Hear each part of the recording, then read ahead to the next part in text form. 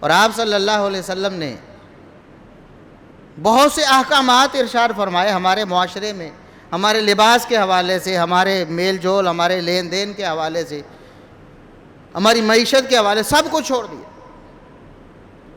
سود خوری عروج پر ہے اور نام نہاد عشق کے دعوے بھی عروج پہ ہیں، رشوت خوری عروج پہ ہے اور عشق رسالت کے دعوے بھی بلند بانگ دعوے ہیں۔ چوری چکاری، فراڈ، دھوکہ، فریب، دودھ میں پانی بھی ملانا ہے، بس سال بعد 12 ربیع الاول پہ ایک سبیل لگا دینی ہے، سارے گناہ دھل جائیں گے۔ بولا محمد الرسول اللہ صلی اللہ علیہ وسلم نے کیا فرمایا؟ من غشنا فلیس منا، جو بدبخت مسلمانوں سے دھوکہ کرتا ہے، ملاوٹ کرتا ہے، فریب سے کام لیتا ہے، اس کا ہم سے کوئی تعلق ہی نہیں۔ اب جتنے مرضی نعرے مارتا رہے، جتنی مرضی سبیلیں میلاد کے موقع پر لگاتا رہے، جتنی مرضی جھنڈیاں لگائے، جتنی مرضی لائٹنگ کرے، ہم نے سمجھا کیا ہے؟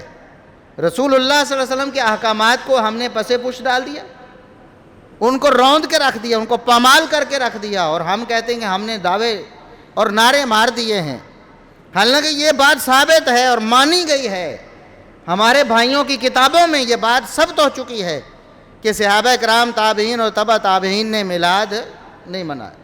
جو کام کیا ہے وہ کرنا نہیں، جو نہیں کیا وہ اپنی طرف سے بنا کے کرنا ہے۔ رسول اللہ صلی اللہ علیہ وسلم نے لباس کے حوالے سے کتنی اہم معلومات ہمیں دی ہیں، وہ ہمارے فائدے کے لیے ہیں۔ ہمیں سمجھ نہیں آتی ان کی حکمت، ہمیں ان میں اگر کوئی بہتری نظر نہیں آتی تو ہماری عقل کا قصور ہے، اور ضروری نہیں کہ شریعت کا ہر حکم ہماری عقل پہ پورا اترے، ہماری عقل ناقص ہے۔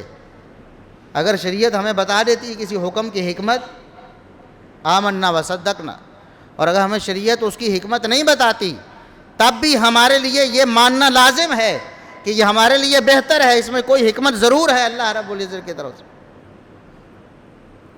رسول اللہ صلی اللہ علیہ وسلم نے مردوں کے بارے میں فرمایا، خبردار کوئی مرد اپنی ازار یعنی شلوار ہے، چادر ہے، پینٹ ہے، ٹراؤزر ہے، کچھ بھی ہے، وہ ٹخنوں سے نیچے نہ ہونے دے، بلکہ آپ صلی اللہ علیہ وسلم نے سخت ترین تنبیہ فرمائی۔ صحیح مسلم کی حدیث ہے، فرمایا ثلاثۃ، 3 قسم کے بدبخت ایسے ہوں گے کہ اللہ رب العزت قیامت کے دن انہیں نظر رحمت سے دیکھے گا ہی نہیں،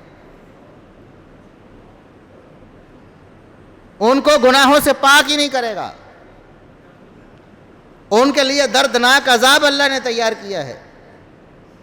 ان میں سے ایک وہ بدبخت ہے جو اپنی ازار کو، چادر، شلوار، پینٹ، ٹراؤزر جو بھی ہے، اس کو وہ ٹخنوں سے نیچے رکھتا ہے۔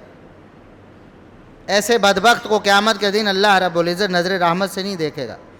جس کو اللہ نظر رحمت سے نہیں دیکھے گا، حوض کوثر پہ پہنچ پائے گا وہ؟ محمد الرسول اللہ صلی اللہ علیہ وسلم کی حکم عدولی کرتا رہا، آپ کی نافرمانی کرتا رہا، ساری عمر اس نے اپنے ازار کو اٹھایا نہیں ہے اللہ کے رسول صلی اللہ علیہ وسلم کے حکم کو مان کر، تو قیامت کے دن کیا سمجھتا ہے؟ حوض کوثر پہ چلا جائے گا صرف عشق رسالت کے نعرے مار کے؟ کیا آپ کی محبت میں میری جان بھی حاضر ہے؟ جان حاضر کرنے کے دعویٰ کرتا ہے جو بندہ اپنی چادر شلوار کو اوپر نہیں کر سکتا محمد الرسول اللہ صلی اللہ علیہ وسلم کو حکم مان کر، بتائیں کتنا بڑا جھوٹا ہے، وہ جان قربان کرے گا بھلا؟ جو آپ صلی اللہ علیہ وسلم کا حکم مان کر داڑھی نہیں رکھ سکتا، وہ کہتا ہے کہ میں گردن کٹوا دوں گا آپ کی خاطر۔